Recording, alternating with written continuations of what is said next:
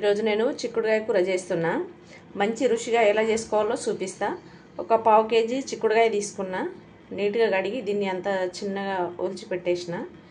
అలాగే ఒక 2 medium size టమాటాలు, ఒక ఉల్లిగడ్డ, 2 పచ్చిమిర్చి, కొంచెం కొబ్బరి పొడి, కొన్ని పల్లీలు, కొంచెం గరం మసాలా తీసుకున్నా.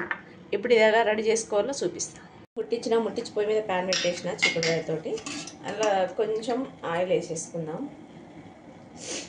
ఆయిల్ వేసి కొంచెం దీన్ని వేసుకోవాలి మంచిగా. కొంచెం ఇది పచ్చివాసన పోయేంత వరకు మంట చిన్నగా పెట్టేసి వేపుకోవాలి. ఇట్లాగే చేస్తే డైరెక్ట్ చేయొచ్చు, కానీ పచ్చి వాసన అనిపిస్తుంది, పిల్లలు తినరు. ఇట్లా కొంచెం ఆయిల్ వేసి వేపుకుంటే పచ్చివాసన అంతా పోతుంది. ఏదో మంచిగా వేగిపోయింది. ఇట్లా మంట చిన్నగా పెట్టి వేపుకొని కలర్ చేంజ్ అయ్యింది, పచ్చివాసన పోయింది, మంచి స్మెల్ వస్తుంది. ఇదైతే పూర్తిగా కంప్లీట్గా వేగిపోయింది. దీన్ని దించేస్తా, పక్కన పెట్టేస్తాం. పెట్టి మీద పెంక పెట్టేస్తున్నా. పల్లీలు వేపుకోవాలి. రొట్టె చేసే పెంక పెడుతున్నాను నేనైతే. ఈ పల్లీలు వేపుకుంటాను. ఇది వేగిపోయినాయి, తీసి పక్కన పెట్టేస్తున్నా. పొయ్యి మీద ఒక ప్యాన్ పెట్టేసిన. ఇప్పుడు అలా ఆయిల్ వేసేస్తాను. ఒక 2 స్పూన్ల ఆయిల్ అయితే వేస్తున్నాను నేను. ఇంకా చిక్కుడుకాయలు ఎక్కువ తీసుకుంటే కర్రీ ఎక్కువ చేసుకోవాలనుకుంటే ఇంకొంచెం ఎక్కువ వేయచ్చు. 2 సరిపోయి కొంచెం ఎక్కువ వేసుకున్నాను. ఆయిల్ వేడైంది. కొంచెం జీలకర్ర వేస్తున్నాం. నేను కట్ చేసి పెట్టిన ఉల్లిగడ్డ, పచ్చిమిర్చి అయితే వేసేస్తున్నా. ఉల్లిగడ్డ పెద్ద ముక్కలుగా కట్ చేసుకున్న పొడవుగా.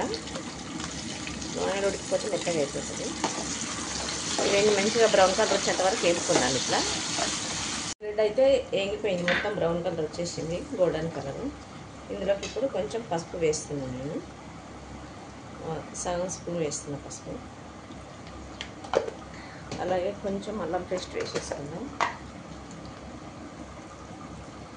ఒక సగం చెంచాడు అల్లం పేస్ట్ వేసి 2 మంచిగా అల్లం పచ్చివాసన అయ్యే వరకు కలుపుకుందాం. మంచిగా ఇట్లా ఏం కాలేదు.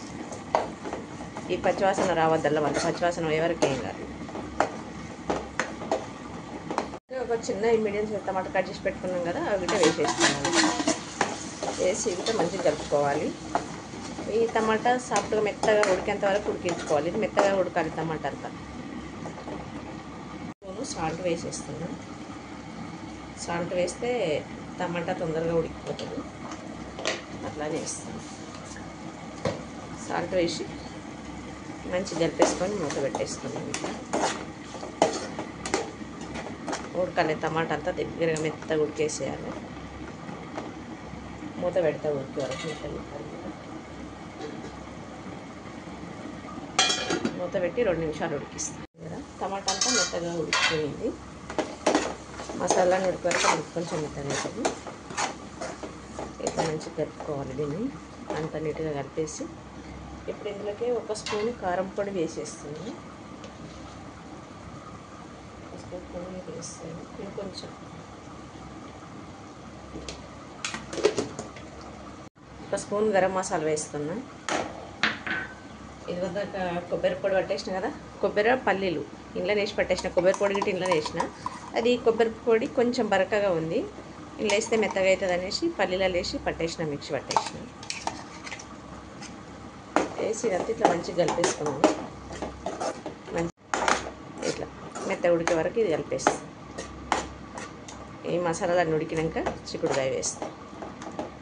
ఇదంతా మసాలా అంతా మంచిగా ఉడకాలి.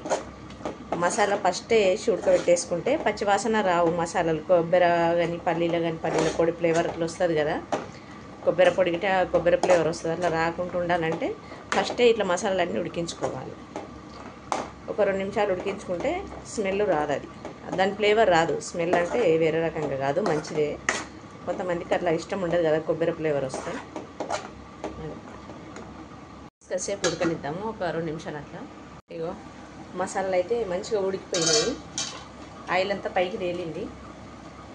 ఇదిగో ఇప్పుడు ఇలా చిక్కుడుగా ఏంపి పక్కన పెట్టేసుకున్నాం కదా, అది వేసేస్తాను.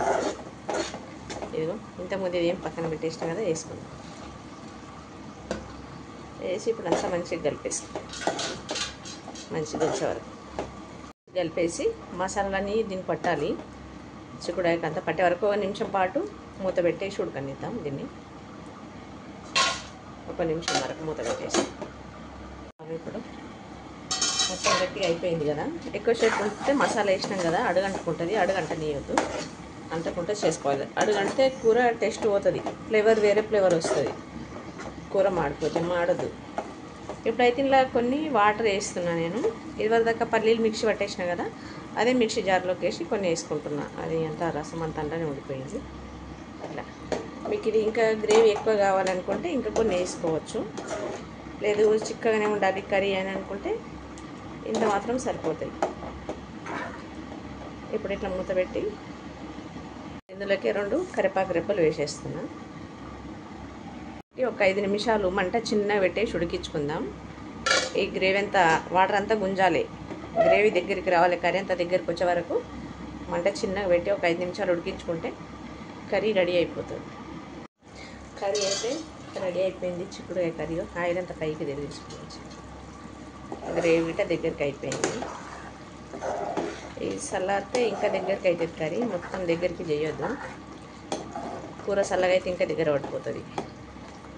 కొంచెం ఇట్లా గ్రేవీగా ఉంటే పిల్లలు తింటారు. ఇది చిక్కుడుకాయ ఉత్తది గిట్ట వండుకోవచ్చు, కానీ పిల్లలు ఇష్టపడరు ఎక్కువ అట్లా చేస్తే.